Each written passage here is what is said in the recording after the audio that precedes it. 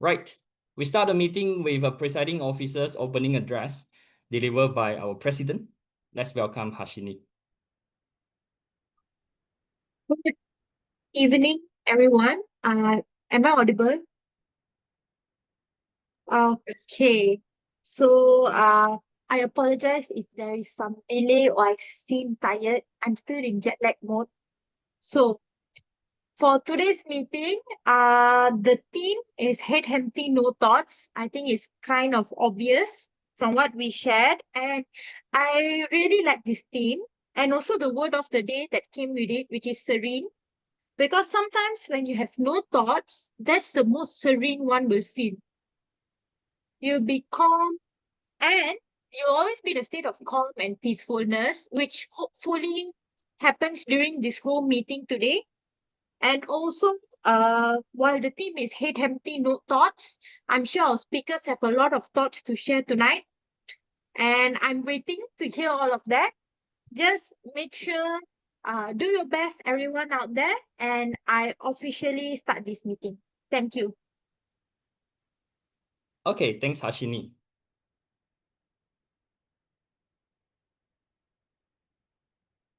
Now, we shall start the meeting, starting with Toastmaster of the evening, which is me, right? Toastmaster of the evening. My role is like an MC who will be guiding you through the first half of the meeting. The second half will be hosted by our general evaluator, which I will introduce later. Allow me to acknowledge 4 guests who came to help us in today's meeting. Conan, Wei Xiang, and Bryan, they are from Taylor's Toastmasters Club. Thanks for coming to help as evaluator and general evaluator. DTM Huey Chyi is from Liquid Gold Advanced Toastmasters Club, also helping us as speech evaluator. Thanks for coming.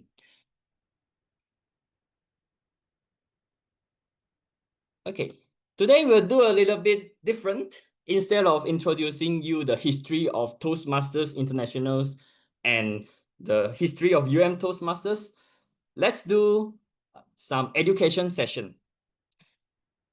If you saw the list just now, this one, you'll notice that Huey Chyi has a title called DTM. So half an hour ago, I launched a poll on the WhatsApp group to ask if you guys are familiar with the title DTM. Majority of you say not so. So I decided to give you an introduction to this title, DTM. So this slide summarizes what is a Distinguished Toastmaster title, DTM. It represents the highest level of educational achievement in Toastmasters. And there are 6 requirements you have to accomplish in order to get this title.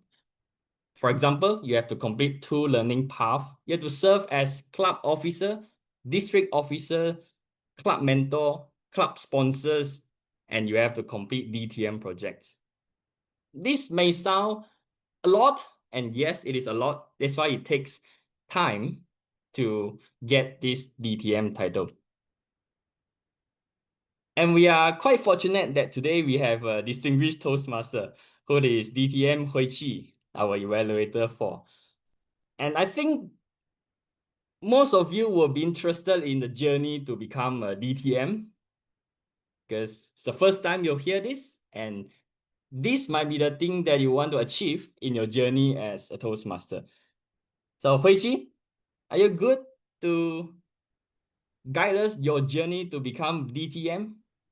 Thank you so much for the creative Toastmasters of the evening, Ming Kang.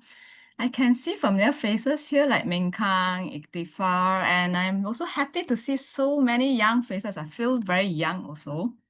As for the Distinguished Toastmaster journey, I'll say I'll start off my journey like all of you here. Very new, very fresh, and I don't really target and aim DTM as my goal at all because looking at all this, it was quite overwhelming, right? And whenever I look at a distinguished Toastmaster, when they stood up on a stage and when they spoke, I was really flabbergasted. They were so eloquent, and I think that I will never be like them one day. So this is not something that I planned for in my journey. But as I go through my 9 years journey, actually I'm with Toastmasters for already 9 years. It might sound very long, right? Because most of the people, they just join for a short while, then they may move on to other priorities. But I still find value in Toastmasters. That's why I took one step at a time to complete. As you can see, the DTM path, we need to complete 2 learning paths. And I can see many of you are delivering your speeches today, which you are on the right track to become a DTM. And as for the leadership roles journey, right, it was very interesting because leadership journey is about communicating with another person, like leading a team. How do you work with other people? So from there, you can really see the true color of a person. For example, during a meeting, we're all very nice to each other, right? But when we work together and when we want to achieve something together, we might have different opinion. Then what do? Do we fight? Do we like break up our relationship or something, right? So that is to test our communication skills and put it into the leadership skills, whereby I had done all the 6 of club officers roles. I see some of you are club officers roles also, but we only need to do 1 for the entire term to achieve this distinguished Toastmaster role. And of course, after that, need to serve as the district leader, whereby I'm not sure do you all know, like after club is area. So area, there'll be 1 area director who will take care of 4 or 5 clubs. And from there, the leadership skill required is slightly higher because you need to like keep on monitoring how well is the club doing. If the club is not doing well, how do we as an area director to help them? So from there, I also learned some communication skills on how to motivate and the team to work towards a stronger club. So that's part is where I learned on district leadership role. And of course, on top of that, whether you want to do a club mentor or club coach, that is very, I would say, inspiring because you see many new faces, you need to charter a new club and how you guide the club to become like Toastmasters Club, right? Become a club that is so successful. And apart from that, we can get the opportunity to organize a speechcraft. And from speechcraft, actually, I did one for my home club last term, whereby it was very challenging to get non-Toastmasters to sign up a public speaking program. So not many people are interested in self-development. So that was the challenge that I had. And luckily we had a team, then we pulled it through. And of course, the DTM project is any project that you like to have it, but you can demonstrate your leadership skill. So after I talked so much, right, what do we learn as a DTM? Is the process. From DTM journey, I can see my own weaknesses. For example, when we deliver speech, it's just about speaking skill.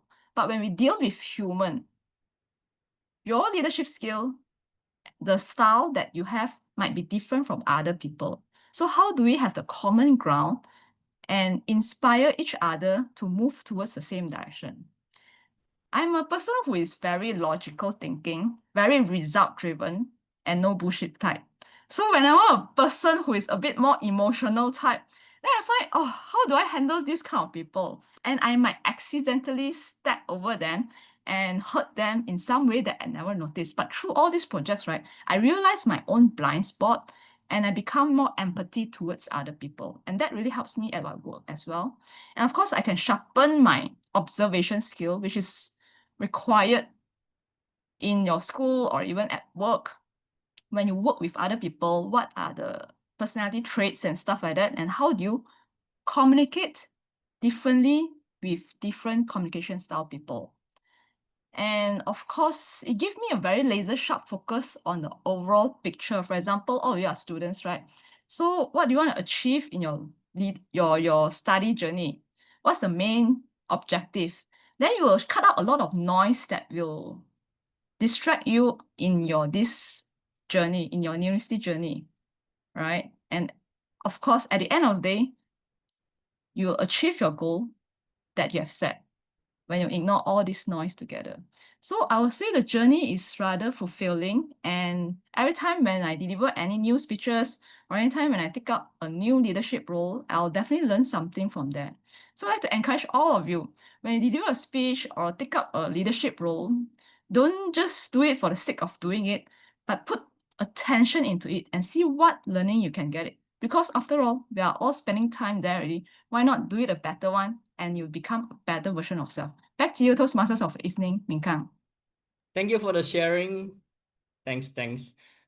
As you can see, it's not an easy task. That's why we only have one DTM from Toastmasters in the history.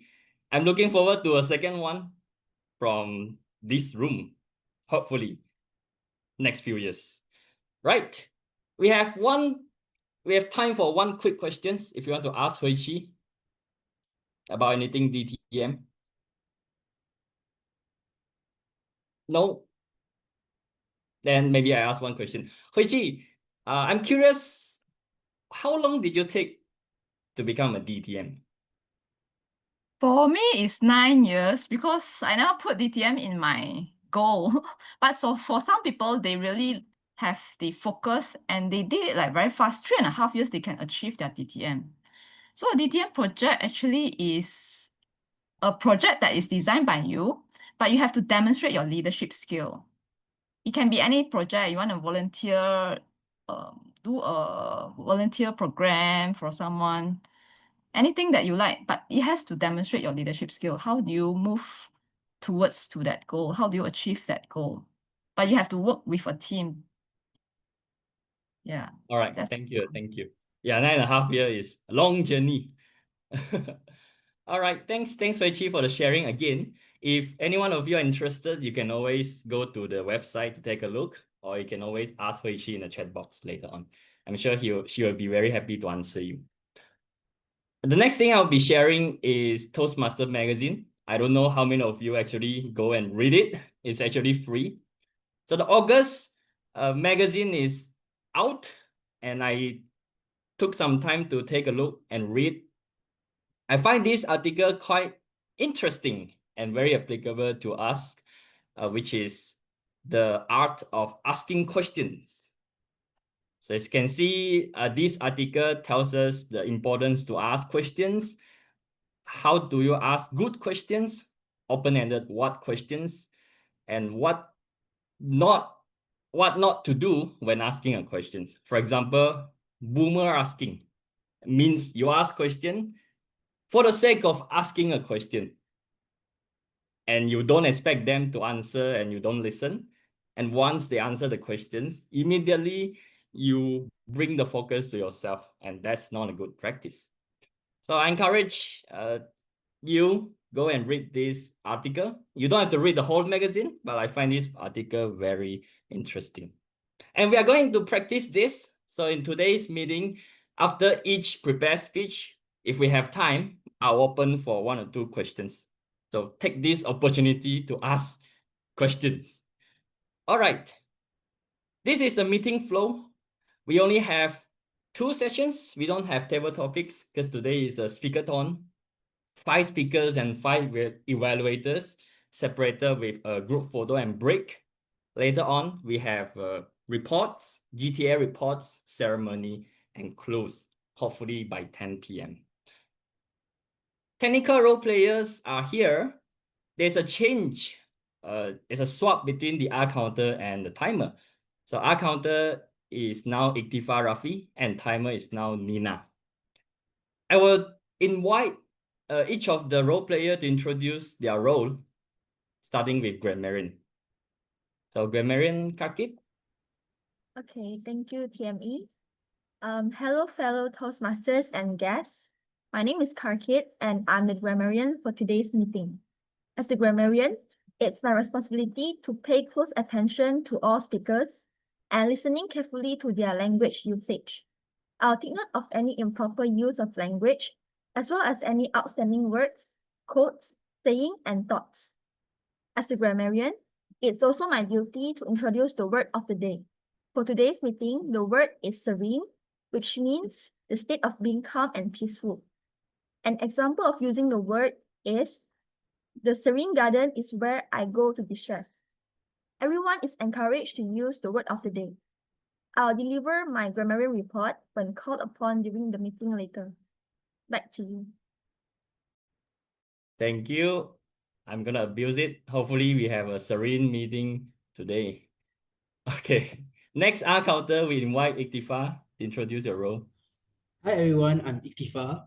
So the role of R counter is very important to maintain a serene meeting. And what does the R counter actually do? The R counter counts your R, your speed crutches, your double words. Like so far, I have been counting Ming Kang's crutches. There's a few double words that he repeated. And this is important is because we want to make sure that the speech, the conversation flows nicely. Just imagine that you're talking to your boss, then you put a lot of ums and ahs in your conversation with your boss, right? Your boss will say that this person is really not knowing his knowledge or not able to understand the problem or the issue. So that's what the R counter does, and hopefully we can improve our conversations in the future. Back to you, Toastmasters of the evening. Thank you, R counter. Next timer. Okay, hi everyone. I will be your timer for today's meeting. My name is Nina. And for timer, basically, I will be timing throughout the entire meeting. And I will be timing the speeches and also the evaluations. I will also alert each speaker of the time they have left. So for speakers, you have 5 to 7 minutes to talk. When it reaches 5 minutes, I will be flashing the green background here, so you are aware. And then at 6 minutes, it would be the yellow color. And last but not least, reaching 7 minutes, it would be the red color. And yeah, as for the evaluation as well, you guys will be given 2 to 3 minutes. In the around 2 minutes, it would be green. 2 minutes and a half would be yellow. And by 3 minutes, it would be flashing red. And that is all for me. Thank you, Nina. Okay, so for speakers, evaluators, make sure you pin the timer so you can see Nina at the first row and column. So we start with prepared speech. Today we have 5 speakers, but only 3 projects, because there are projects where 2 members are attempting the same project. So the first speaker is Alyssa Nazra, attempting level 1 introduction to vocal variety and body language. I would like to invite the evaluator Conan to read out the purpose statements to Alyssa and to all of us. And this purpose statement also applies to the speaker later on. So Conan. Hi everyone, this project is Level 1 Introduction to Vocal Variety and Body Language. The purpose of this project is for the member to practice using vocal variety or body language to enhance a speech. Okay, thank you, Conan.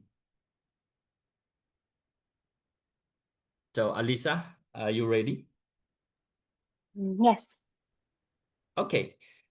Throughout this life of hers, Alyssa has come across countless hurdles that some may say are bizarre or some may say ordinary. Today, she will open up about a very particular incident that she still finds dumbfounding, yet oddly memorable until this day. Alyssa, test day incident. Test day incident, Alyssa. Okay, so thank you. So this is back when it was just 2017, the early of 2017. I was a standard 6 student. I was technically on my UPSR examination. Well, not yet, but it's the early stages. So, oh my God, where do I begin? It was supposed to be a normal standardized test day. I remember it was science that we were tested upon. So normally, back then, I was not really fond of science. And unfortunately, I had to attend the test, obviously, or else I cannot retake it. So normally my mom will always drive me to my school to take the exam. It was supposedly a normal day until we barely reached halfway through reaching the school until I felt such a nauseating feeling in myself. I felt like, wait, please not now. I beg you, please do not do this to me. I have a test. I do not want to like puke or something. Needless to say, I actually did felt something in my stomach. And in the end, unfortunately for me, I actually puked in the car.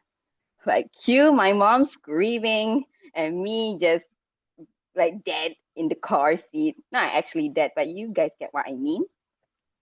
So unfortunately, my mom had to stop driving and stop us for a bit. She checked on me first, and obviously I was not doing well. It was already enough to have an examination, and then I puked.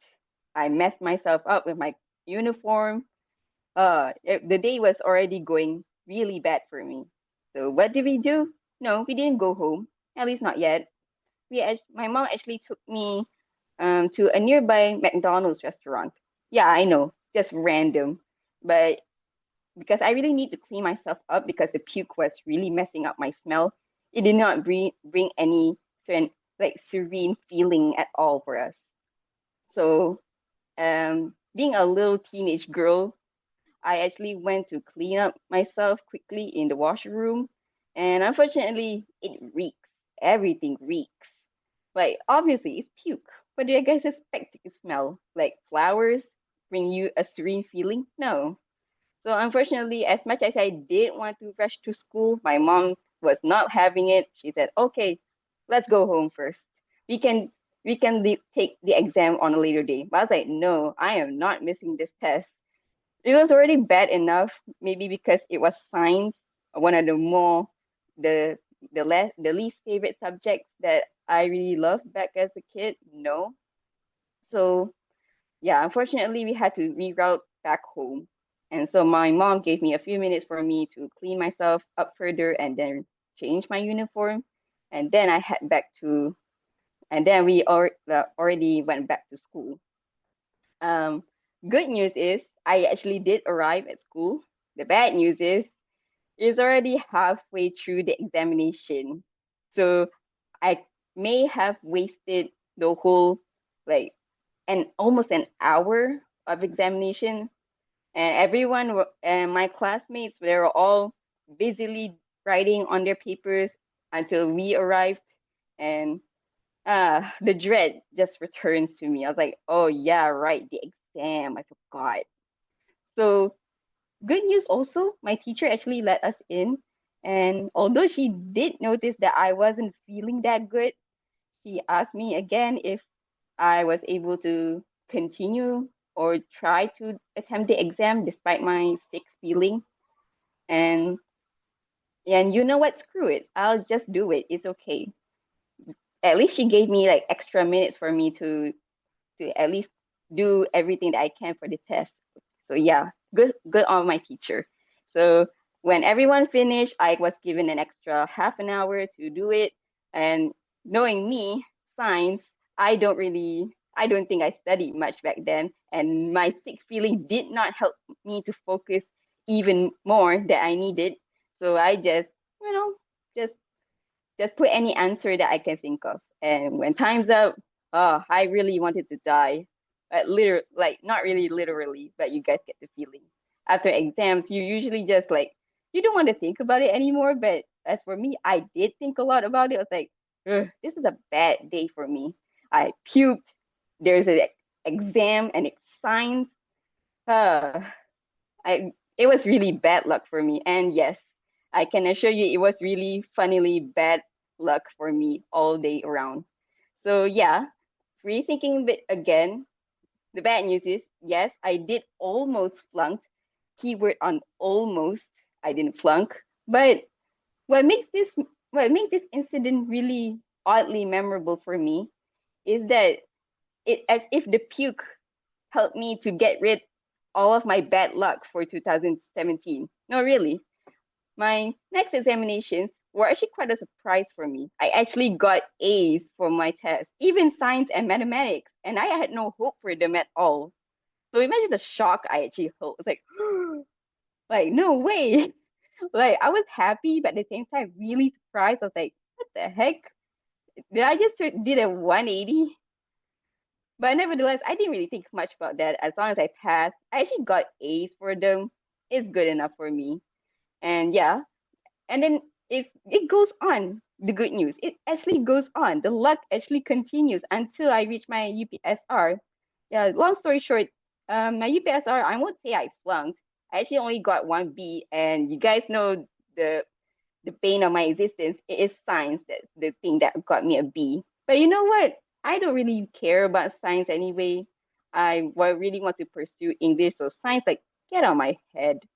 So I think what I learned from here is that even though maybe things may not exactly go the way I wanted at first, like all the bad luck was piling up for me for that fateful day, I actually think it actually makes a good story for me to remember. And also because maybe I'm being biased, but 2017 was one of my favorite years to live in. It was really fun. Everyone was really supportive. We all had fun, even though we were stressing with our examinations. But you know what? I don't care. I love everything about 2017. Yes, even the puke incident. I think in a way, the puke incident actually really helped me in a way. But I guess in a way, it will just make me a core memory that I'll always reflect on. And maybe I'll tell anyone else that may be interested in. So I guess that's all for me. Thank you. Thanks, Alyssa, for the storytelling. We have time for one question, if anyone. No, and if no, then let's thank Alyssa again, and we shall move to the next speaker. Next speaker is Keith, Chong-Yi Keith, attempting level 1 evaluation and feedback first speech. May I invite Wei Xiang, his evaluator, to read out purpose statement to Keith? Hi, can everyone hear me? Yes. Okay. The purpose statement of this speech is for the member to present a speech and receive feedback from the evaluator, which is me, and apply to the second speech. Okay, thank you. Thank you, Wei Xiang. Keith, are you ready? Yeah, am I audible? Yes. Let me introduce you first. Okay. So Keith said that today he wanted to challenge. Ming Kang, are you lagging?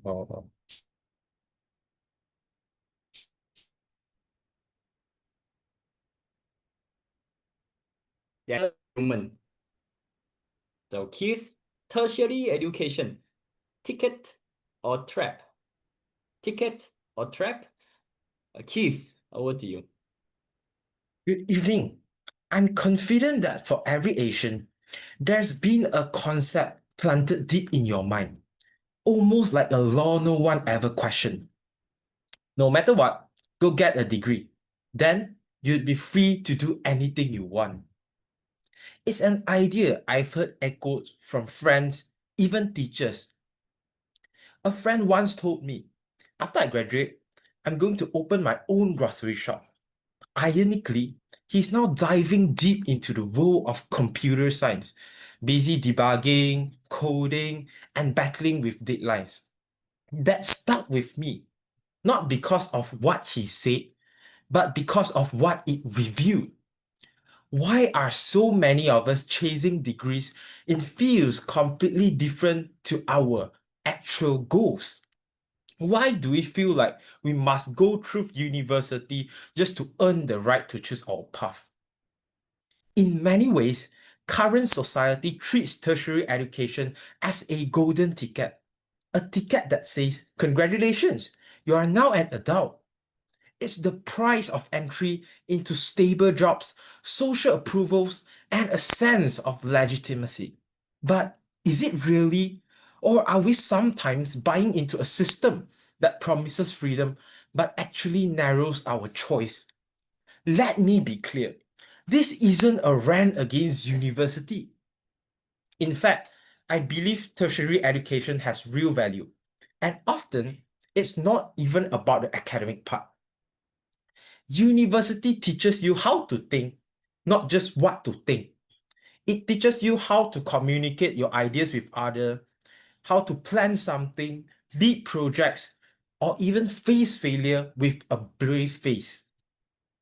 These are transferable skills, things you rarely got to develop in high school since everything is academic based and exam focused. Even the technical knowledge matters.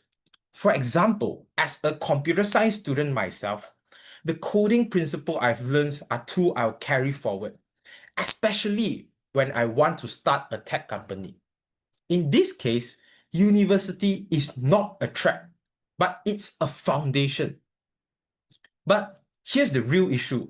When education, specifically tertiary education, becomes an obligation, not a choice, where students are forced into degrees they don't believe in, just to fit in, just to qualify, or just to get respected. It's a shared burden. So, what's the solution? In a word, I think it would be responsibility, but not just the responsibility from the student itself. It's the responsibility that must be shouldered by parents, teachers, policymakers, and even peers. We need to build an environment where young people can explore the why before coming into the what. Because tertiary education itself should be a choice grounded with interest, passion, and long-term vision. Not something to pursue just because, oh, everyone else do it, so I'm gonna do it. As individual, we must stop treating university as the only legitimate road to success. The world has changed. Opportunities today stretch far beyond lecture hall and degree scrolls.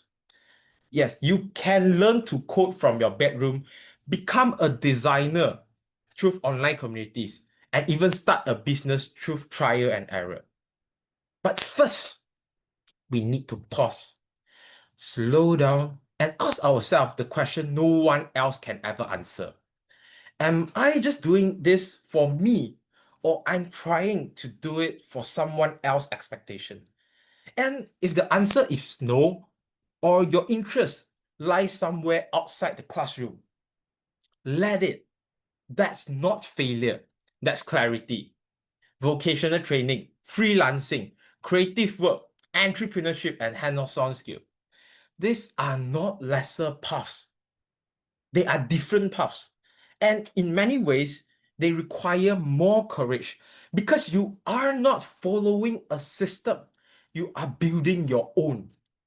And that kind of bravery, that's what real education should prepare us for. So let's sum up a little bit. In conclusion, tertiary education can be a ticket or a trap, but it all comes down to why you choose it. But if it's chosen out to fear, pressure, or the need to conform, it can quietly lead you away from your true path.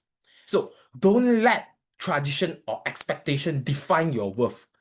Whether you take the university route or forge something entirely your own, make sure your journey reflects you, because success doesn't come from a scroll at graduation. It comes from knowing who you are and having the courage to do it. And I guess that would be all of my speech. Thank you. Thank you, Keith. Informative speech. Question? What question? Yes, any question? If no, I have one question, Keith. Emo Based on your depends on observation to your peers, your coursemate, right? Do you see trap or do you see ticket?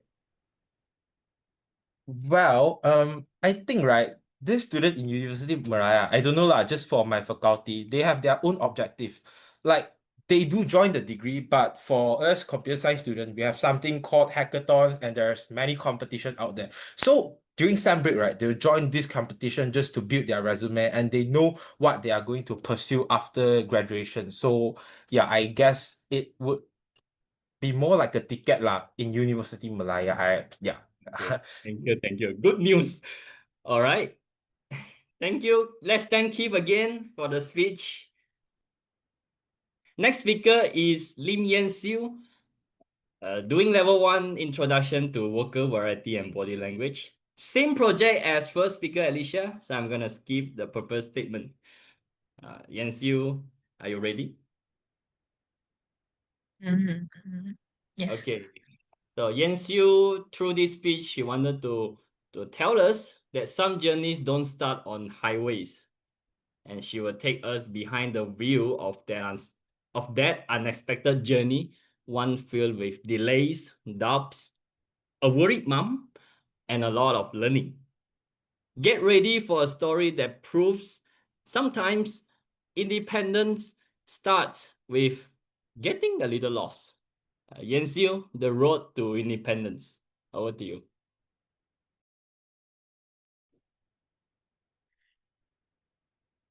Being independent. So according to my mindset back then, it starts after 18 years old, step by step. First, learn how to drive. Second, live apart with my parents. And then we just go with the flow. So the first thing I did after SPM is to register myself for driving class. And guess what? After waiting for 3 months after my undang test, my uncle finally called me and asked me to go for my driving lessons.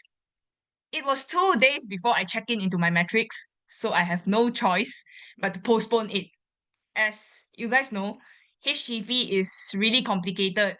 If I want to get permission to go back for my driving test and also my driving lessons, I don't think it's possible because it's really not me being lazy, it's just the HEP being fussy. Okay, so eventually, I only learned how to drive last year, which is after my matrix. I will keep this short. So on my first attempt, I failed in my LITA test, which is the night Bukit. I was taking auto, by the way, not manual. I didn't slide down the hill. I just didn't reach the top of the Bukit. Okay, feel free to laugh because I find it funny. Then fortunately, on my second attempt, I successfully passed and got my P license. But still, it's a tough process on getting a license. Not the process of driving, but the process of waiting. Look at this. I have 3L license. Not because of the amount of time I failed, it's because of the amount of time I wait.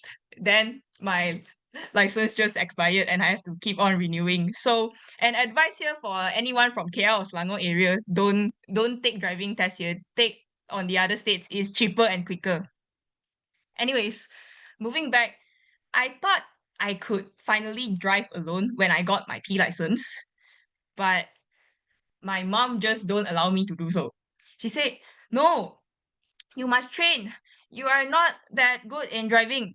So I can only drive when they are in the car with me. Disclaimer, it's not because I drive dangerously. I'm a good driver, at least from my point of view. But my mom is holding the handle every time tightly and act like normal. It's like I'm taking her to London. No such thing. So after months of training, finally, I get to drive alone. The opportunity to drive alone came out of sudden. On the first day of April, I almost thought it's an April Fool's joke, but it turns out it's not. Some information. My roommate came back from Johor and realized she couldn't check in because the office is closed. It was during the Hari Raya's break, so she couldn't get her key. And I suggested to come over to my place. Then we could stay over and check in the next day when the office is open. I then suggested to my parents whether I could pick her up alone in UM, then I come back. I thought they would say no, but my dad was surprisingly okay with it. He said, UM, you're familiar with it. Just use the PJ gate. You'll be fine. Oh, I was so excited, but nervous at the same time. I grabbed the key, but the moment I went to step out from the house, my brother stopped me. All of a sudden, he just said, if you ever get lost, just in case, you just park beside the road and turn on your ways. You know what I answered him? I said, "Aya, it's just PJ Gate. I've used that road for years. I can even drive there with my eyes closed." Okay, then I just went out. The whole journey from my house to UM was extremely smooth and steady until PJ Gate is closed for the first and second day of Hari Raya holiday. I'm like, oh no, I don't know how to use the KL Gate. But then there's car behind me. I have no choice but to make a U-turn and take out my phone. My waist is very lag. I searched for KK1, which is near the KL Gate for UM. I tapped, and 8 minutes later, I ended up at PJ Gate again. I don't know what happened to waste that day, but that was my first attempt. My second attempt was to try and find other alternative roads which can lead me to the KL Gate, but I couldn't find any. I don't know what happened to waste that day. And I saw a UM bus, T815, pass by. Without any hesitation, I followed the bus. Because if T815 cannot use the gate like me, the bus will definitely go to KL Gate. So I followed the bus. Until halfway, I realized maybe the bus is heading to MRT station, not really UM. Because the surrounding is not serene to me at all. Therefore, I took my brother's advice and parked my car at the side of the road, took out my Waze, and I searched for Law of Faculty. 16 minutes. I'm really sure it will lead me to KL Gate this time. So I just followed and ended up at PJ Gate again. And this time I even went through a toll. I don't know why this happens to me. I was so anxious, but I calmed myself down, and finally, also my last attempt, instead of putting locations inside UM, I put KL Gateway Mall. It is named KL Gateway for some reason, right? So it will definitely lead me to KL Gate. So for putting that, I finally got into KL Gate, and my initial 20 minutes journey to UM turned into an hour journey. You know how long my roommate has been waiting for me inside UM with mosquitoes? Oh, I feel really bad. Okay, so at the end, my first time solo driving experience turns out a little bit helpless and also kind of dumb, but comedic, but it's real. The ups and downs of getting a license and also this unexpected 1 hour journey taught me that the road to independence is not always straight and smooth. It can be full with obstacles, delays, and also unexpected lessons. And I'm still on the road, taking it step by step. And hey, now at least I know sometimes some journey don't start at highway. It can start with a closed gate. So never trust PJ Gate during Hari Raya holiday. And that's all from me. Thank you. Okay, thank you for the humorous speech. Feel pity a little bit. One question to Siew. Burning question you might want to ask about PJ Gate. Siew, have you used the Damansara gate? I don't know. I took Grab for the Damansara Gate, but I like PJ Gate because I don't need to use any toll. Okay, thank you. Surprisingly, you still love PJ Gate. Let's thank Siew again for the humorous speech. And we move to the next speech. Next speaker is Vashifah Parvin. Writing a speech with purpose. The evaluator is DTM Huey Chyi. May I invite Huey Chyi to read purpose statement to Vashifah?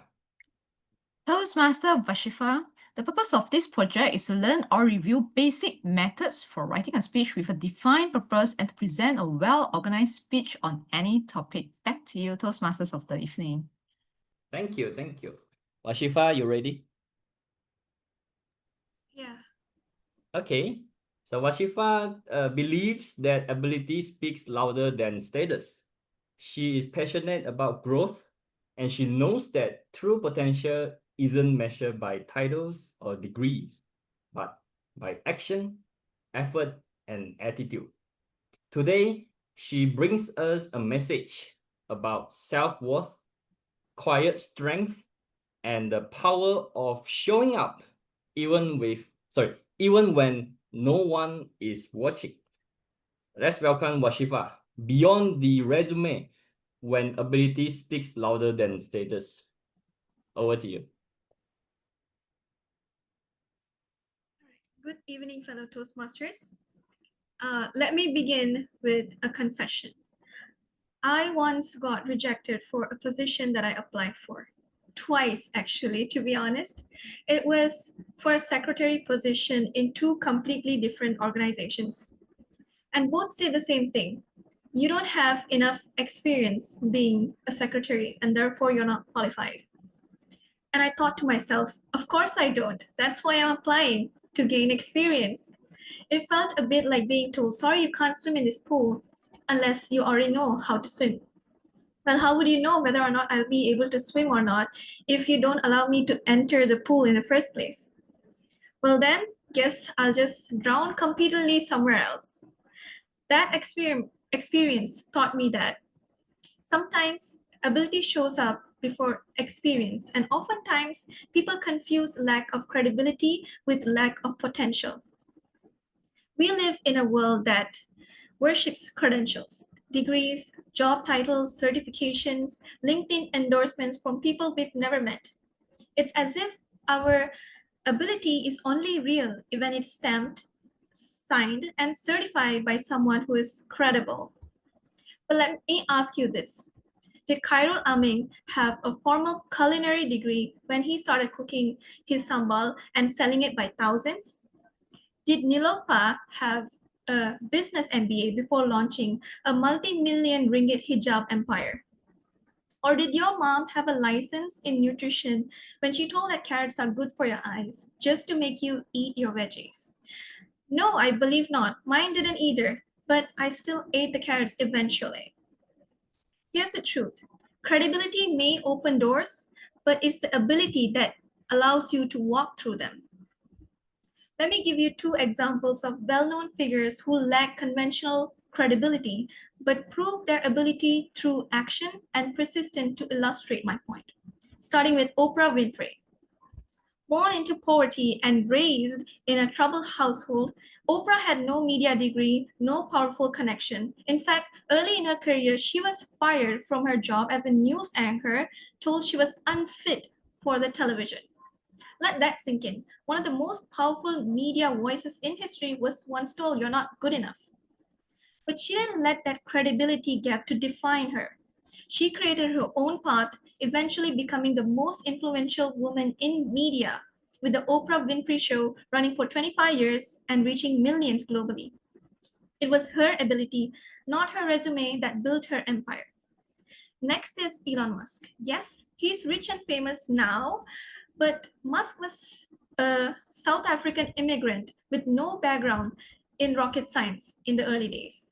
When he started SpaceX, people laughed at him because he had no aerospace engineering degree, no experience in the space industry, and no credibility among the NASA veterans. Today, SpaceX is one of NASA's top partners, and Elon Musk simply taught himself rocket science through books. Again, no credibility, just obsession, curiosity, and ability. So in case you're still confused between ability and credibility, let me make things simpler for you. Ability is what you do. Credibility is just what people say about it. Let me break that down a little further.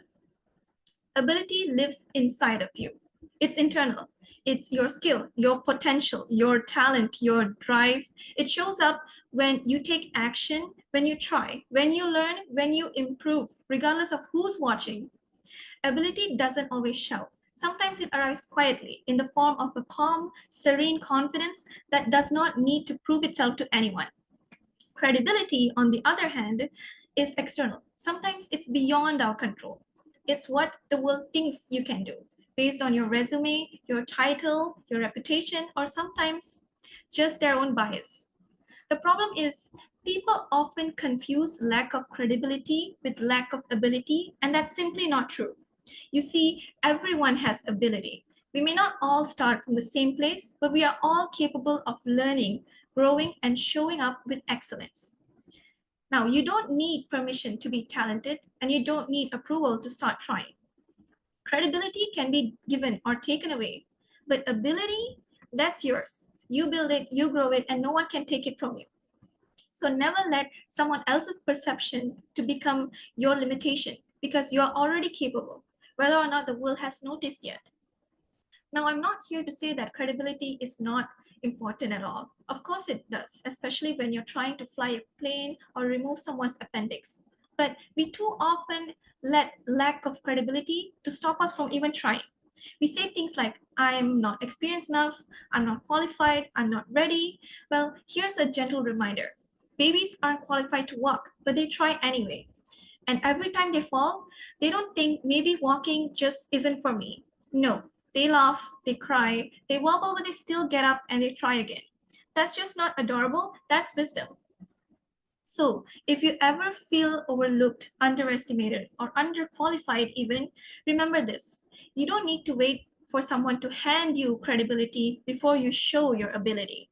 Do the work, show up consistently, and let your performance speak louder than your paperwork. To end, let me borrow the words of a famous author, Simon Sinek. You don't hire for skills, you hire for attitude. You can always teach skills. So go ahead, walk into rooms where you don't have all the labels, because while credibility might open the door for you, your ability, your real, raw, unstoppable ability is what will make them remember your name. That's all from me. Thank you. Thank you, Vashifah, for the speech. We have time for one question.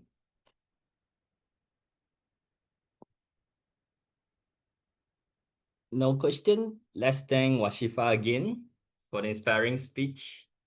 And we move on to the fifth speaker. Fifth speaker is Aimaan. Aimaan is attempting level 1 evaluation and feedback first speech. The same project as one of the previous speaker, so I'm gonna skip the purpose statement. Evaluator is Shin Yin, and you have 5 to 7 minutes. Aimaan, you ready?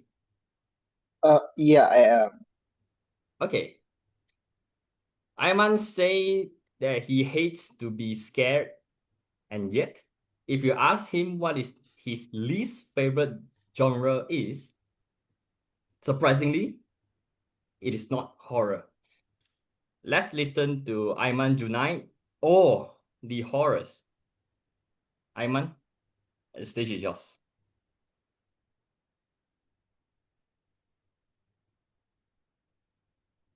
Jump scares, talking to people, and dogs. What do these three things, very unlikely things, have in common? Well, the answer is that I am basically scared of those three things. And I really am still scared of some of these things to this day. You want to traumatize younger me? You just play the loud sound of thunder on repeat and you just never see me until it ends. Do you want to scare me now? Ask me to approach someone, which is very fitting for someone who has to help the VPE. If you want to scare the both of us, you can just listen to me talk to someone about my interests. And we all know, and to those who have unfortunately listened to me talk about something I like, it has never ended well for any of us. Now, I say all this and that I do not like being scared. Is my least favorite genre horror? It's complicated to say the least. If I were to watch a horror movie, I would never, ever, ever do it by myself unless I have these three things with me. One, I have a best friend. Wrong best friend. I have a best friend with me. Two, I have someone to basically hold on to so I can cling on to them. And three, I basically have something to cover my eyes with because I do not want to see anything that is very gory, especially. But if someone were to suggest a horror movie as something we can do for a movie night, even though I would complain a little bit, I won't exactly be opposed to the idea, which is very interesting to say the least when I do not like watching horror movies. And when it comes to playing horror games, it kind of has the same issues. I kind of have the same issue dealing with it. Does anyone here know what Five Nights at Freddy's is? I think it's quite very obvious. Now, who has ever played the games and who has beaten the hard challenges of this game? Congrats, I find my people. So recently I was doing a run through of these games just to go up to the hardest games in the series. But the problem is when something is requires a lot of skill, my brain really loves to just sabotage me and just make me do the most stupidest mistakes I can do. And that will always lead to a jump scare. And no matter how much I prepare to myself, how much I always tell myself, it's coming, you screwed up, just accept it. Wherever the jump scare actually happens, I basically get a mini heart attack right there and there. What about scary stories? Whenever I don't really care about them nowadays, but when I was really more younger, like primary school era, I would be really scared of those. All those classic stories you hear in government schools, such as, oh, do you know the school was actually built on top of a graveyard? Or did you know in the toilet there, someone actually died and now she'll haunt the place for every time it is dark. All those stories always scared me, and they even now when it's like very obviously not true, if because the school is still standing, I still find that sometimes those scary stories still leave an impact on me, especially creepypastas. To those who do not know what creepypastas are, they're basically short horror stories that are posted around the internet. Think of Slenderman, for example. Now, because I like Sonic the Hedgehog and still do, obviously the most creepypasta that has scared me the most is Sonic.exe, which is something that I really do not like to admit as it is extremely horrible. The writing is bad, everything is cheap, and yet I was scared and it gave me nightmares for a bit when I was younger. So if you were to think that I do not like horror because I have nightmares, I would not blame you for thinking about it, but it's not the case actually. The last time I remember having a nightmare was very recently, and it was just me having to rush the agenda because two people canceled the speech last minute.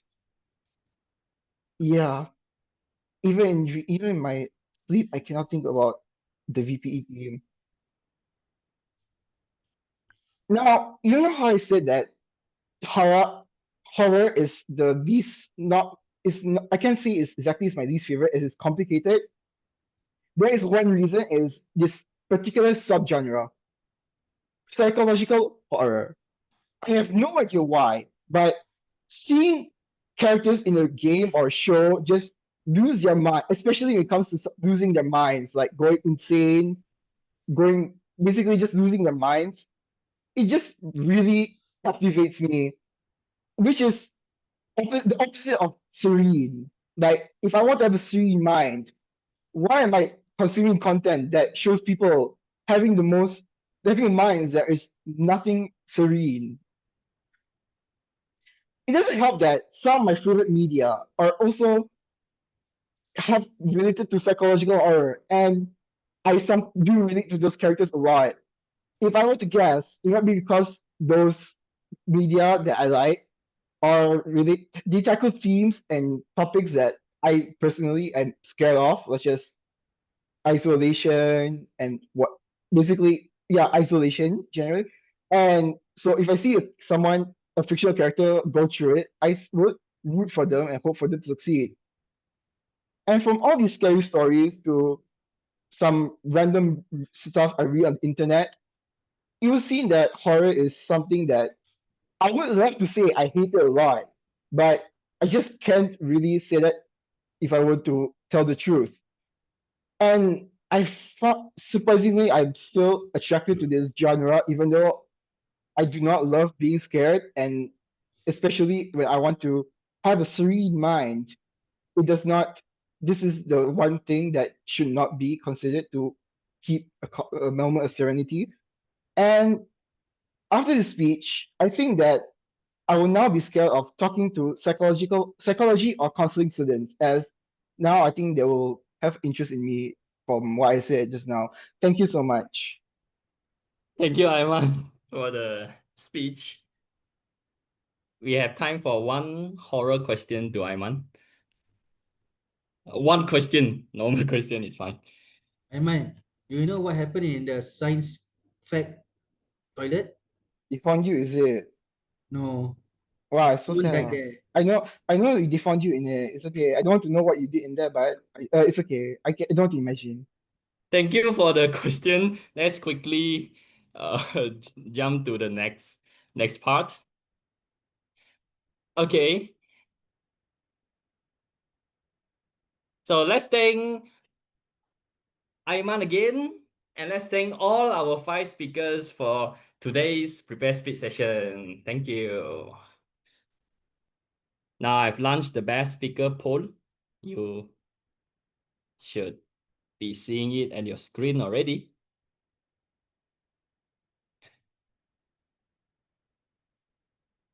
So who's gonna be the best speaker for today's meeting? It's gonna be tough competition because there are 5 speakers. I'll leave it for another 5 seconds. We have almost 14 out of 17. 2 more. Okay. Need a tiebreaker.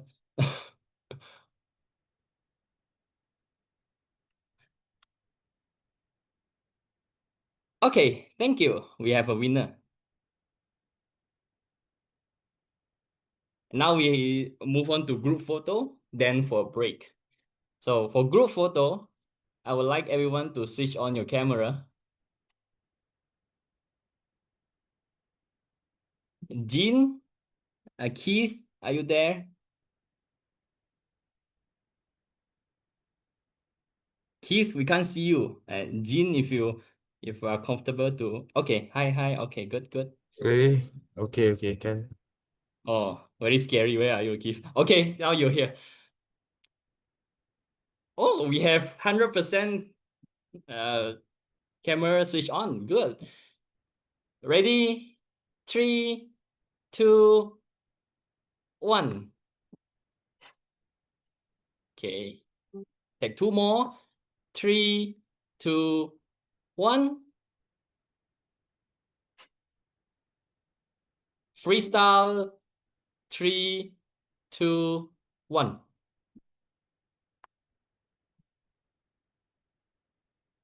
Thank you. Thank you for the cooperation. Due to time constraint, we only allow 3 minutes break. I hope that's okay. We'll be back at 9:13. Take your time and see you later. To our meeting. Let me share the screen.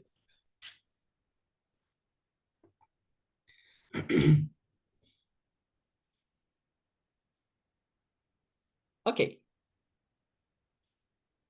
Our next session is evaluation sessions. I'm not hosting the session. This session will be hosted by the GE, who is Toastmaster Bryan, right? Bryan Lee. Sorry, Bryan, that I didn't ask you to introduce yourself just now, but you can take this chance to introduce yourself and your role as GE. Bryan, over to you. Yeah, thank you very much. Yeah, no worries about that.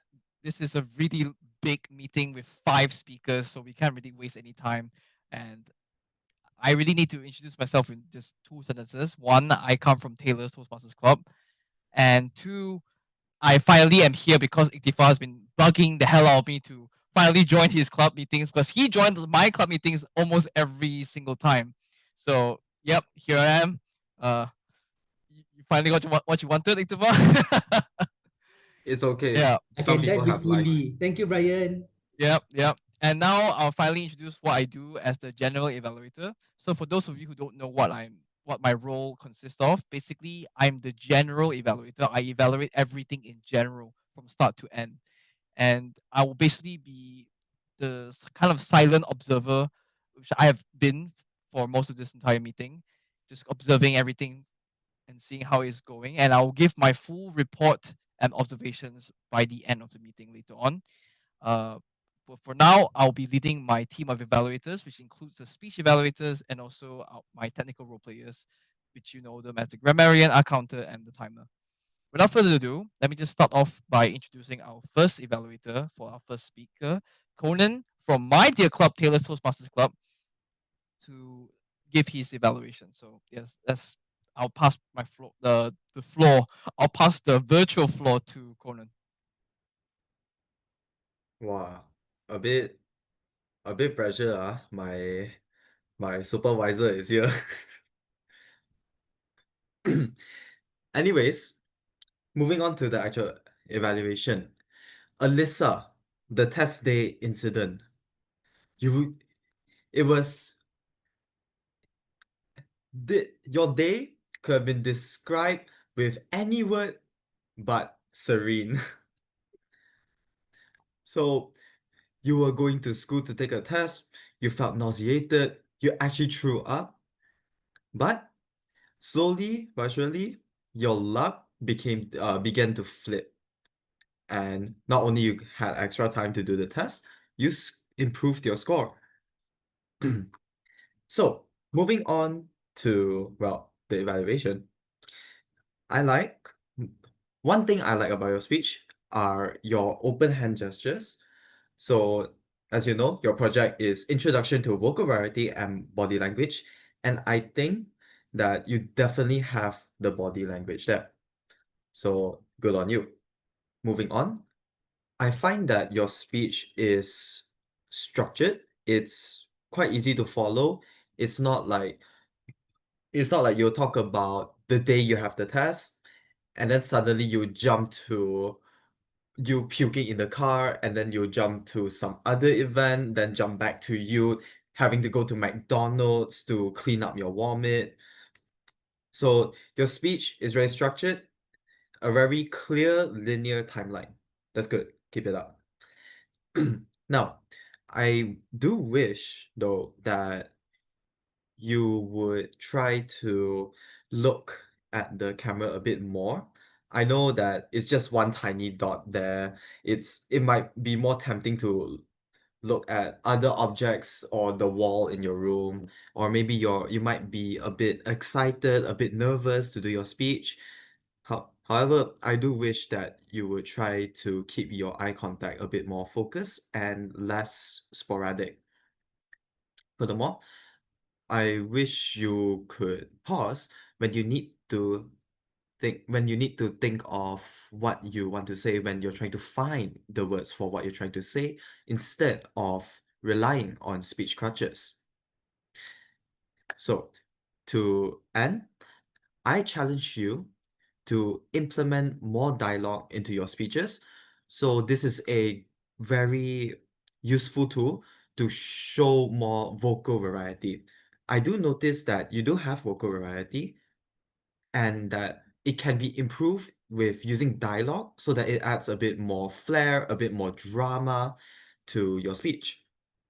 Overall, I like your open hand gestures and the structure of your speech.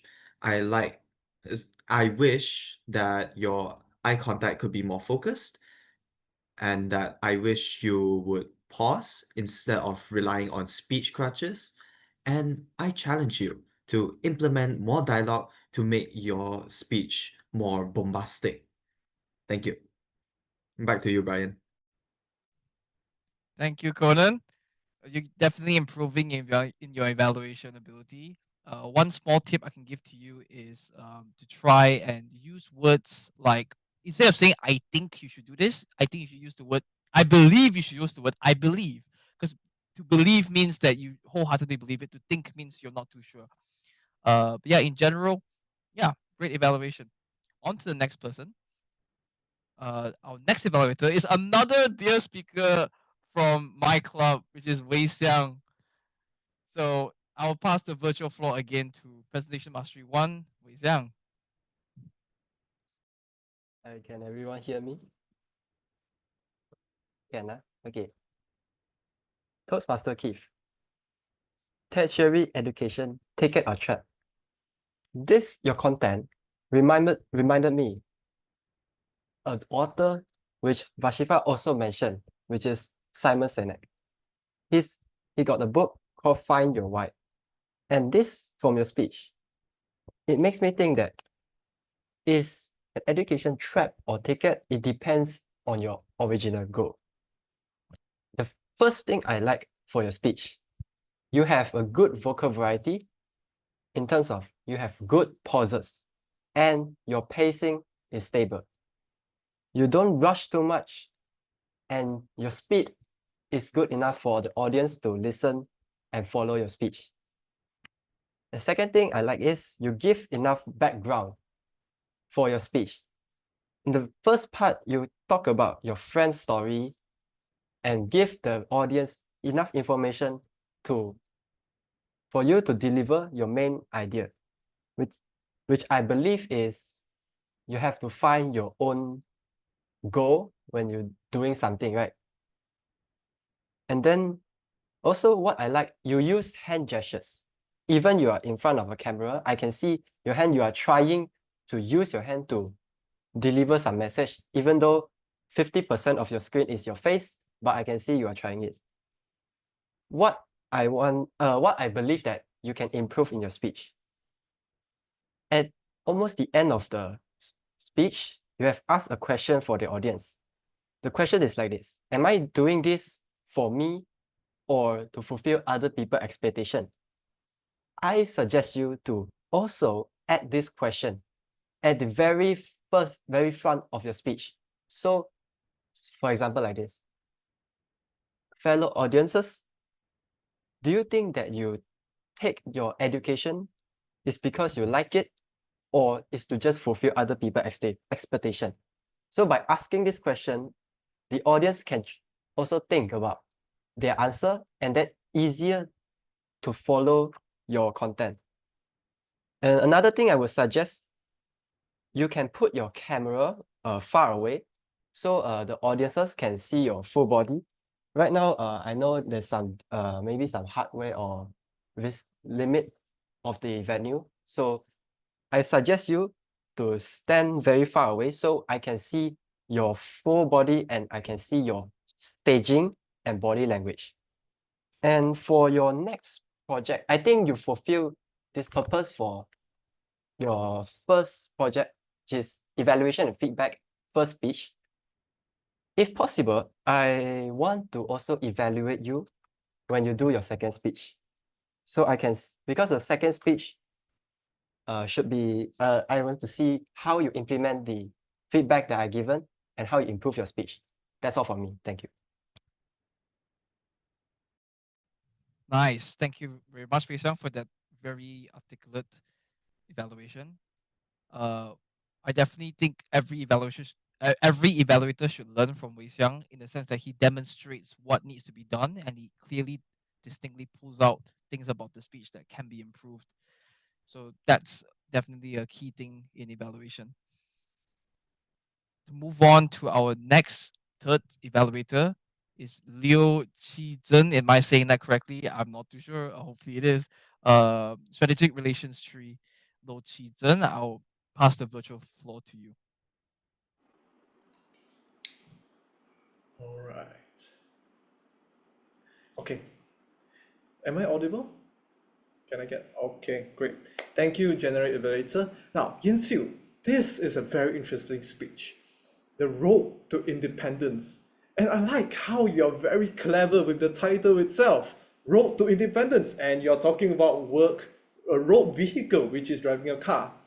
And it's a very interesting experience. It's a very original experience, like the fear and the uncertainty before you go to a road and to drive solo. I can resonate well because I am from Penang and we did that also. It's something not very a bit horror-inducing, but also very exciting as well. Now you conveyed the excitement really, really well. You can feel the energy. Like, oh, I'm become independent, guys. I'm driving by myself. Yes, and you conveyed it very well. Now, as for the structure of it, I love that how you give your context and your story as two separate sections.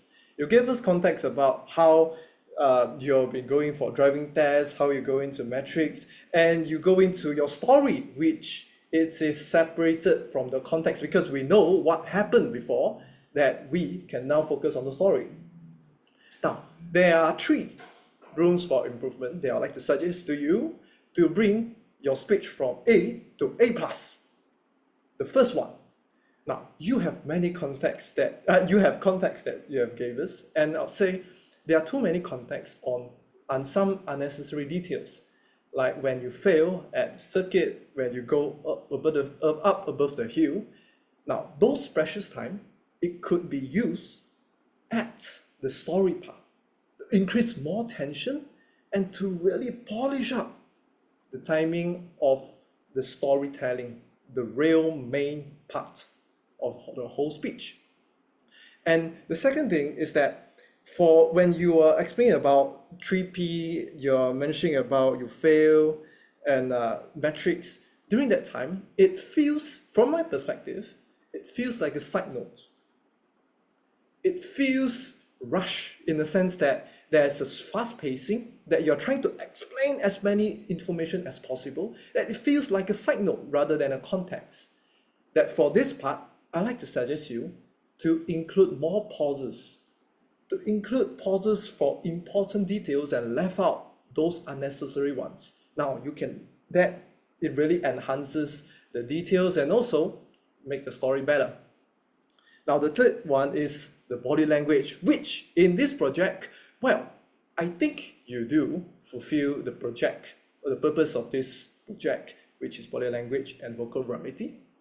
And I'd say it's more to be worked at, especially at the body language.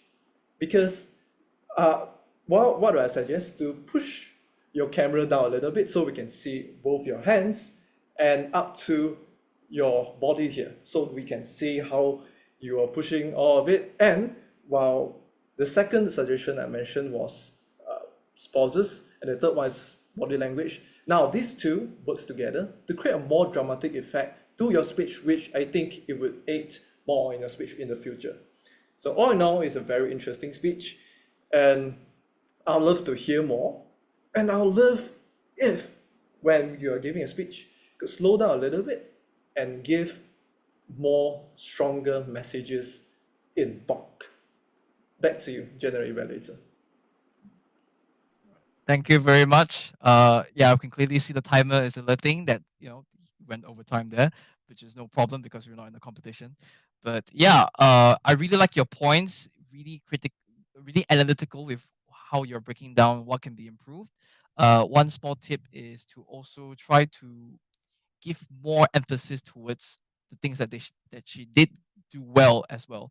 I believe that you have a great structure on the improvement side, but you didn't give like you say 3 points of what you can improve on, but maybe 3 things that you think would done really great. This is something to just give more motivation and encouragement towards the speaker.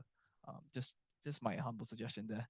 I'll move on to our fourth evaluator, Huey Chyi, which is our only DTM of the meeting. So let's see how a distinguished Toastmaster does a good evaluation. I'll welcome her to the virtual floor. Thank you so much to Toastmaster Vashifah for demonstrating her speaking ability beyond her resume. Congratulations to her for making a speech objective. Her general speech objective was to inform beyond the resume when ability speaks louder than status. And I believe her specific purpose was don't stop trying because of our own perceived ability. That's what I like about her speech. And what I also love about her speech was her storytelling skills. she used a very fascinating way to kickstart her speech. That was to share a compelling personal story. It was never easy to share her own vulnerability as a start, but she shared with us about her rejection as a secretary role in 2 companies, not 1, but 2. So that already make it relatable to the audience, because when the speaker shared this common ground with the audience, then we all felt that she is speaking right through to us, and it's easier for the audience to follow her speech throughout. And what I love about her speech was her vocal variety. She has a very sweet melody and draws me into listening to her story. And especially, I love her tonality because she purposely injected emotion into it. She was only doing speech number 2, but she already started to use emotion in her speech. For example, when she talked about the limitation of the potential on ability and credibility, she make it a little bit sadness when people only focus about the credibility being perceived, but not the true ability inside us. Well done on doing that part.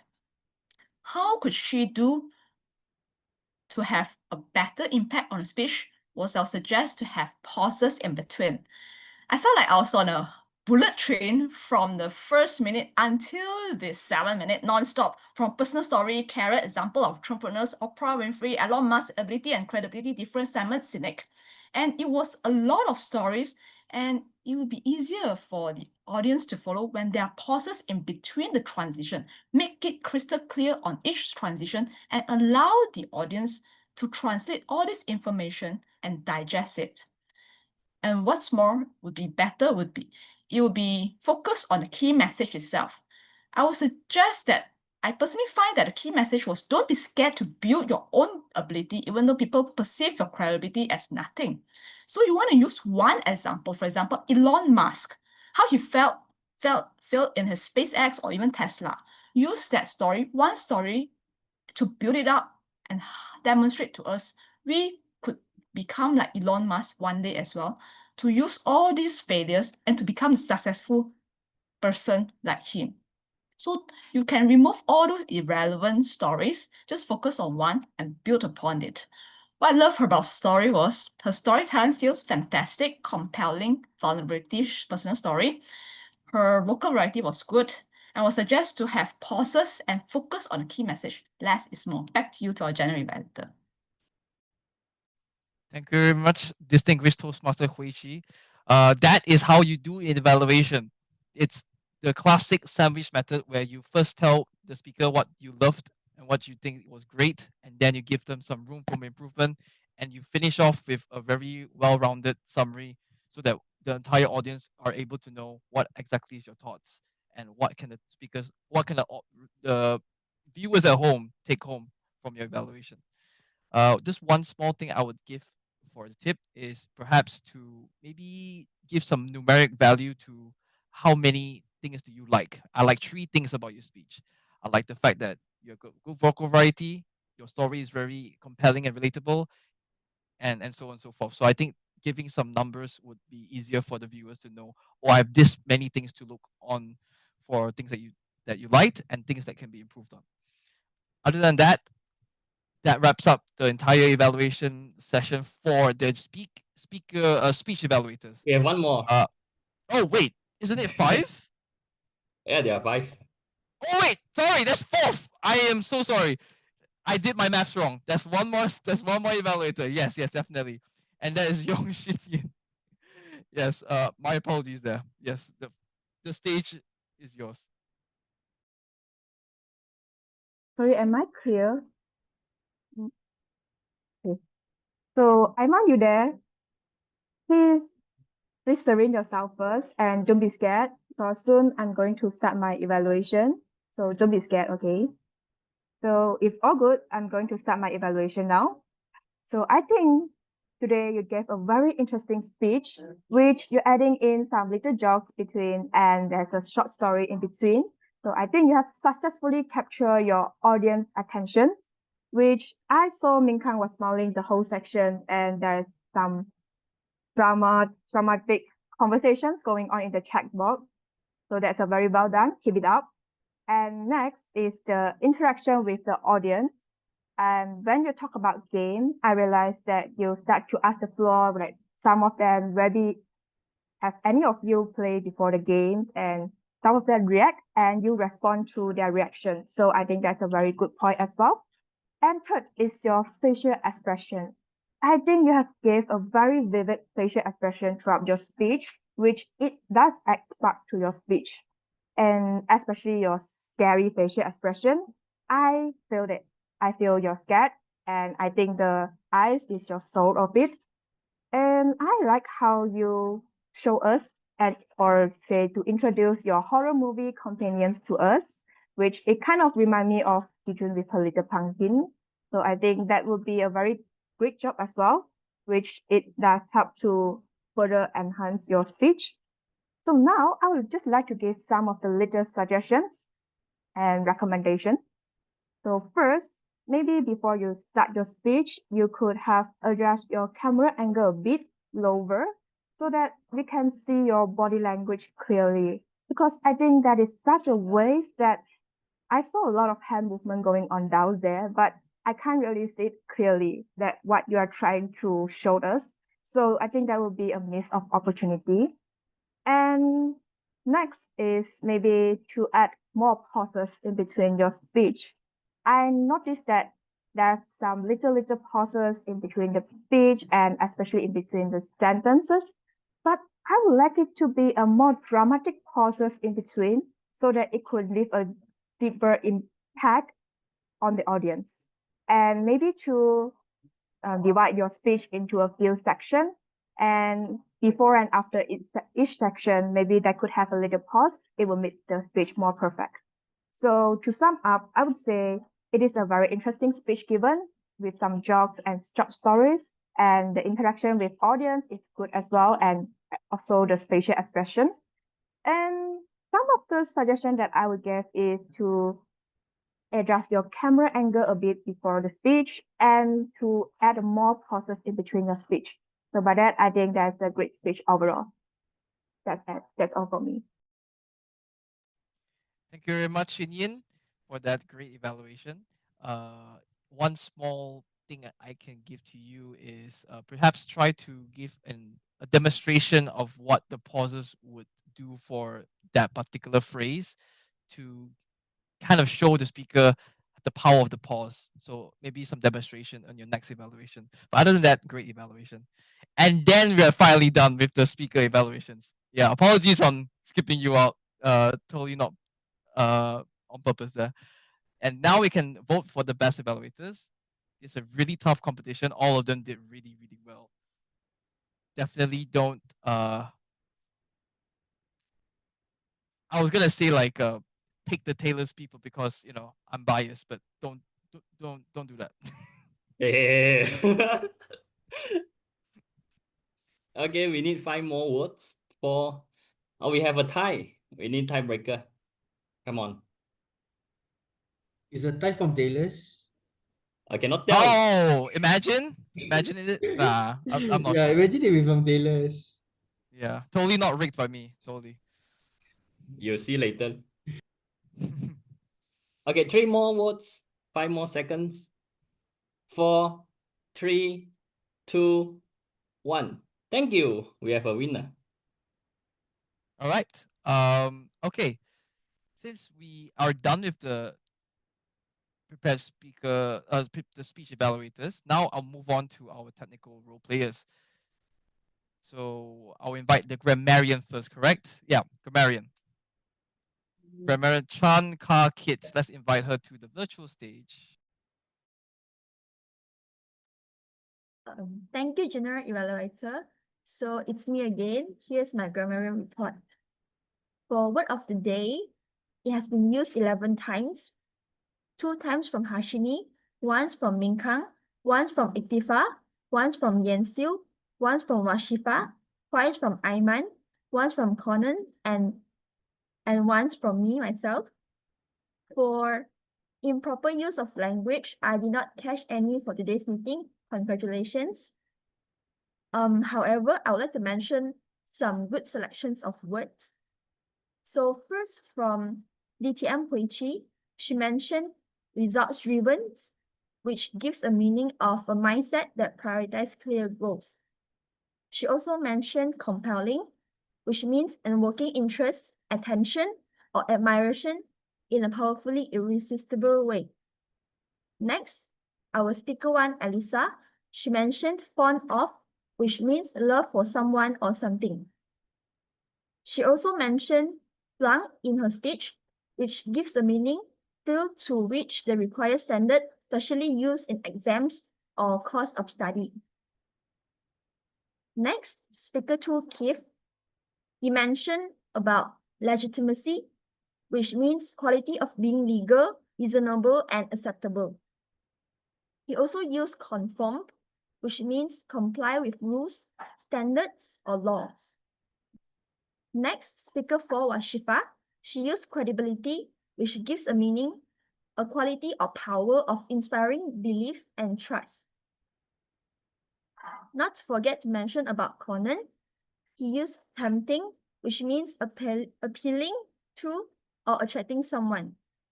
Lastly, from Zhen, he used convey, which means making an idea, impression, or feeling known or understandable. That's all for my report. Thank you. Wow. Very, very good grammarian report there, Kakit. That felt like a true like English teacher teaching you word by word what was going on. I don't really get to hear much grammarians give you definitions of words being used by other speakers. Normally, they only just say that definition for the word of the day. So great job there, Kakit. Really great listening skills. Now move on to our second policeman, the R monster for some reason. Ikhtifar Rafi. Presentation mastery 5, dynamic leadership 5. Stage is yours. All right. Thank you, Bryan, for the kind introduction. Now, for my R counter, I tried very hard to listen to all your R's, and everything. Fortunately, there is about 6 people who didn't have any R's or They are Karkit, Keith, Vashifah, Bryan, Shin Yin, and also Wei Chyi, sorry. And the rest, you have you have filler words, right? Like say for example, for Ming Kang is a double thanks. For me is a so. For Nina is a For Alicia it's two two buts, like, yeah, and n. For Yanxiu it's but and okay. For Aimaan is but. For Conan, two buts, 6 so's, well, and do. For Wei Xiang is 5 so's, 1 1 And that's my report for tonight. Back to you, Bryan. Okay, thank you very much, R monster. Well, with good observation ability, you got all the R's down. Conan, you took over my R counter count. Okay, all right. Moving on to our last final technical role player, arguably the most important role player. You always need a good timer. Welcome, Nina Patricia. Is that how you say it? Nina Patricia? Yeah, Yeah. that's right. All That's right. right, Bryan. Okay. All right. All right. Thank you, Ryan. I'll be listing out the timer report for today's meeting. So today's meeting started a little late. It started around 8:05, which is fine. So I'm gonna start with Harshini's welcoming speech, which was 1 minute 3 seconds. Ming Kang took 5 minutes 12 seconds. For the distinguished Toastmaster introduction, it was 5 minutes 28 seconds. Moving on to the first speaker, Alyssa, you took 7 minutes 23 seconds, which is within time. Keith, you took 5 minutes 42 seconds, also within time. Siew, you took 6 minutes 55 seconds, within time. Vashifah, 6 minutes 21 seconds, within time. Aimaan, do you want to guess how much time you took? Within time or without time? Okay, surprisingly, Aimaan was within time by 7 minutes 15 seconds. Congrats! Okay, next we have GE.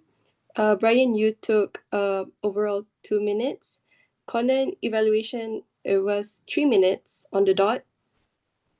Wei Xiang, you took 3 minutes 11 seconds. Zhen, you went overtime.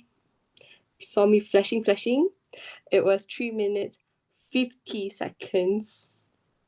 Whoa. And oh, okay, GE report not yet. Okay, Bryan, I'm still counting you. Next, distinguished Toastmaster Huey Chyi, you took 3 minutes 22 seconds. And then for Shin Yin, you took 2 minutes 48 seconds, which is all well within time. And then the Grammarian report, Kakit, you took 2 minutes exactly. And for the monster, exactly 1 minute. Congrats, guys. Most of you guys are within time. Yippee! Good job. Okay, that is all from me. Back to you, Bryan. All right, thank you very much for looks of the meeting. One thing you did not time is yourself. Sometimes timers time themselves. So yeah, it's okay. You can do that next time. All right, I guess now it finally is my time to give my general evaluation and report. Not in the agenda. Oh, that's very true. I am not in the agenda. So I'll try to be as brief as possible. And that's really one of my things I'm going to talk about. Where is my evaluation time? Like for the whole GE report. I don't see that in the agenda. I'm seeing it right now. I don't see that. Like based on this, we go straight to the awards. But it's okay.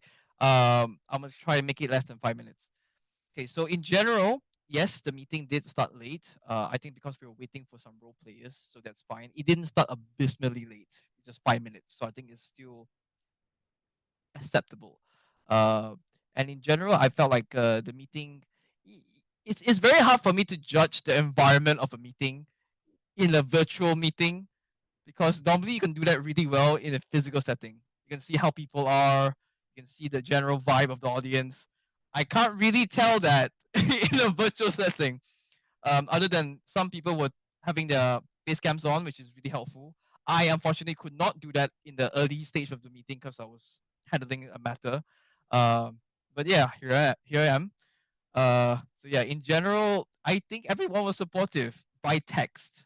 Like I think there were a lot of text messages here and there, so that added some kind of emotion to it. It's part of virtual meetings. In general, I have to really give a lot of props to just the overall team of how they handled like pinning the speakers to make sure the speakers stay on the Zoom meeting. You guys call it a Zoom master. Is a Zoom master the same as a Toastmaster of the evening? Is it the same or more or less the SAA? Like No, it's how does that work? different. It's more of like Different? a multimedia master, something like that. Multimedia master. Okay, the multimedia master, whoever you are, good job. Good job. Yeah, to ensure that everything is going smoothly. It may seem like an easy job, but to get a virtual meeting running smoothly on Zoom it does need some discipline and some things to be done here and there. So great jobs on that for your club. Another thing that I have to also commend is the TME. I think the TME did a really good job just kind of having a very warm welcome to the speakers whenever he introduces speakers. Even when he kind of mentions people who come from other Toastmasters clubs, that's really nice. Some Toastmasters clubs will only do it towards the end, but you did it at the beginning, so that's really nice. That's really good.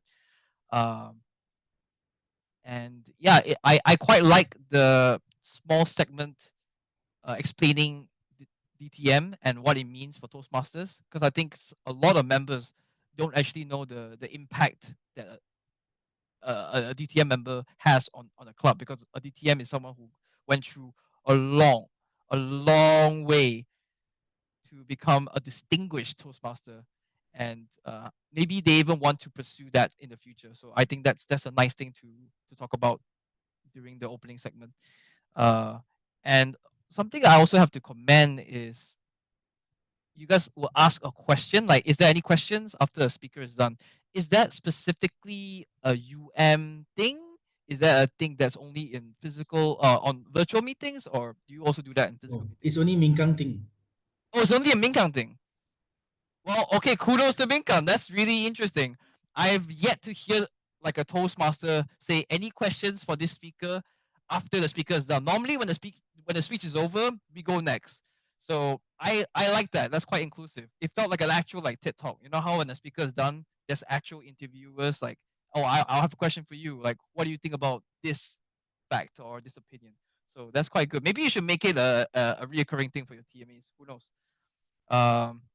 And yeah, I felt like everything flowed really well. This was a speaker-thon, so I didn't have to really look into table topics and how that was handled. So it was purely just speeches, and yeah, everything was done pretty right. Even the technical role players, all of you did your jobs to a T. Yeah, I really don't have much to pinpoint. Yeah, I mean it's a Toastmasters Zoom meeting. Everything was done pretty right. I hope to join a physical one to see how UM feels like in the physical sense in the near future when sem break is over, right? But yeah, hopefully you're finally happy with me being here, especially being GE Ikhtifar. And yeah, I'll pass the floor to the president or the TME. TME. The TME. Okay, I'll pass it over to you, Ming Kang. Stage is yours. Thank you, Bryan. Thanks for all the encouragements. I think you must have suggestions to us. Maybe you forgot. Like if you have, you can always text any of the exco to give the suggestions. I'll tell All right. Ikhtifar, he comes to a meeting all the time. Okay, sure. Let's thank Bryan again for the general evaluations and for hosting the evaluation sessions in as an overall. Okay, now comes to the most exciting session, which is award ceremony. I'll be hosting this award ceremony.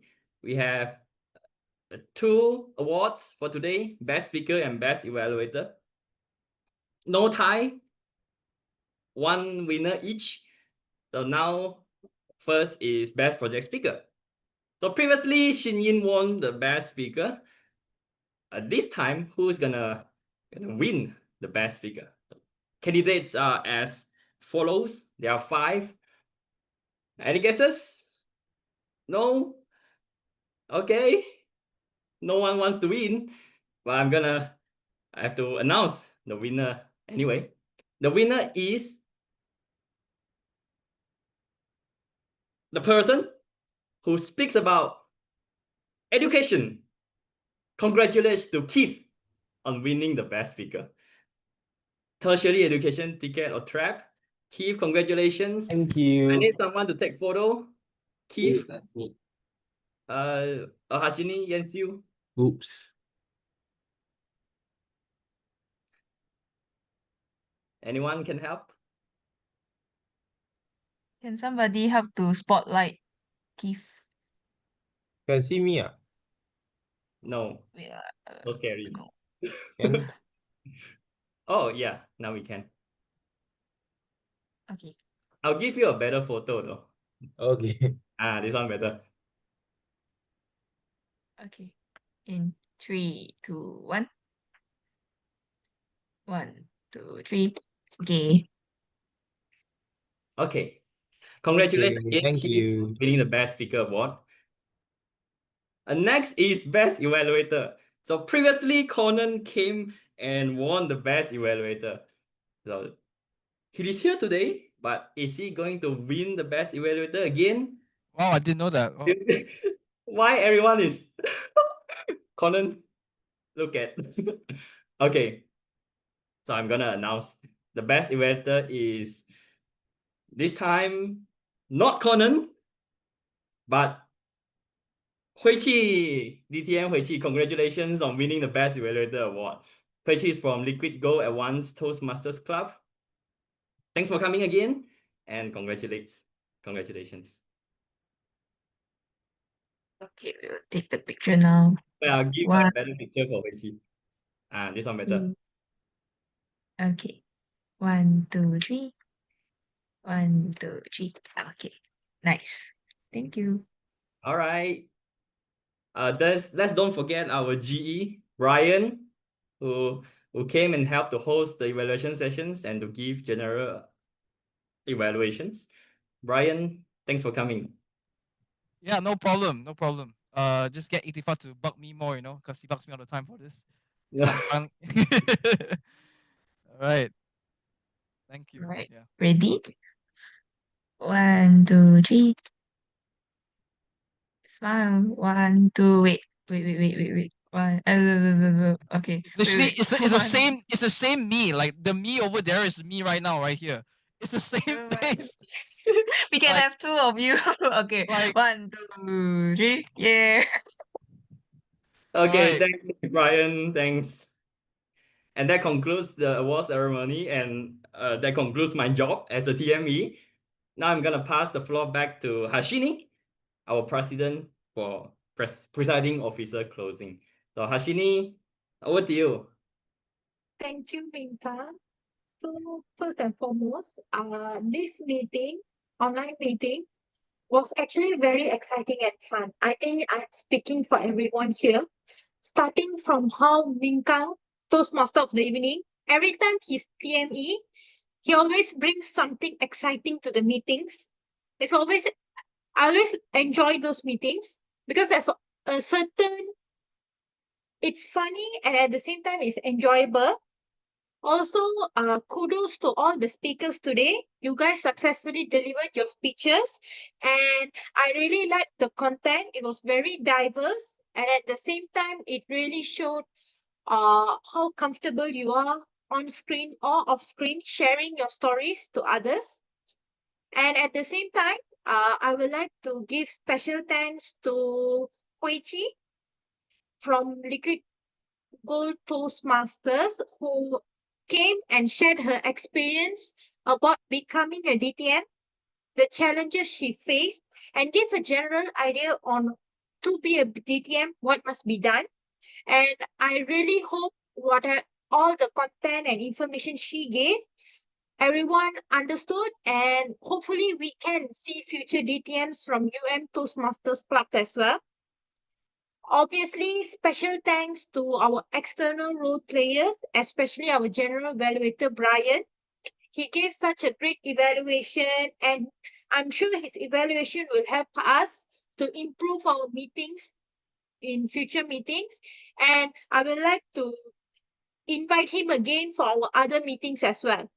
Also, we cannot forget our external role players from Taylor's. Aside from Bryan, we had Wei Xiang and Conan. Conan is a familiar face in TMC. So I highly encourage we invite them again. And yes, today, as I said again, it was such an exciting meeting. And just before I go into announcements, I would like to announce that for Toastmasters Club, we'll be having our online meetings next week on the 11th of August, online as well. And then after that, we'll also have one on the 18th, if I'm not mistaken. So feel free to join, and we welcome everyone to join our meetings. And before I end the meeting, will others like to do any announcements here?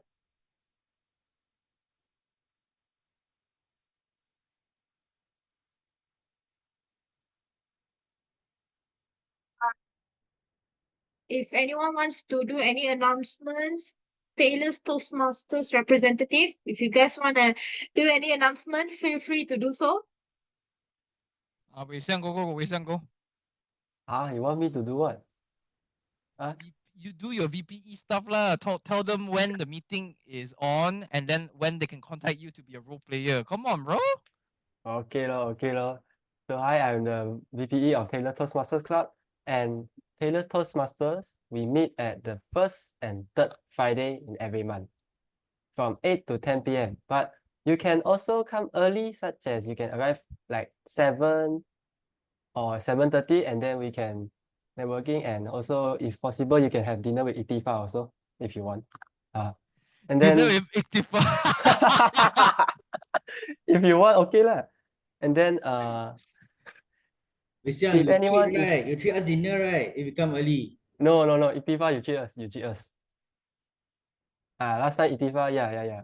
Ikhtifar, he's a very generous man, everyone in I believe you all know he's a very generous guy.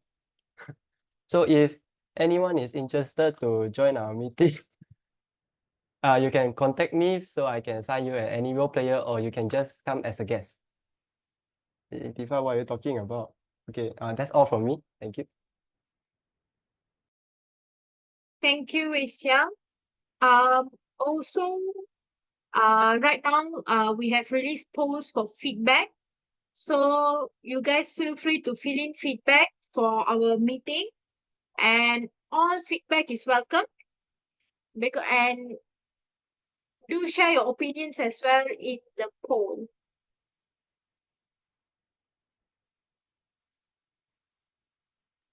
I'll leave the poll on for forever so they have time. So Harshini, you can carry on. All right. So if there's no other announcements, then once again, I'd like to thank everyone here on the meeting tonight, and I adjourn the meeting. Thank you.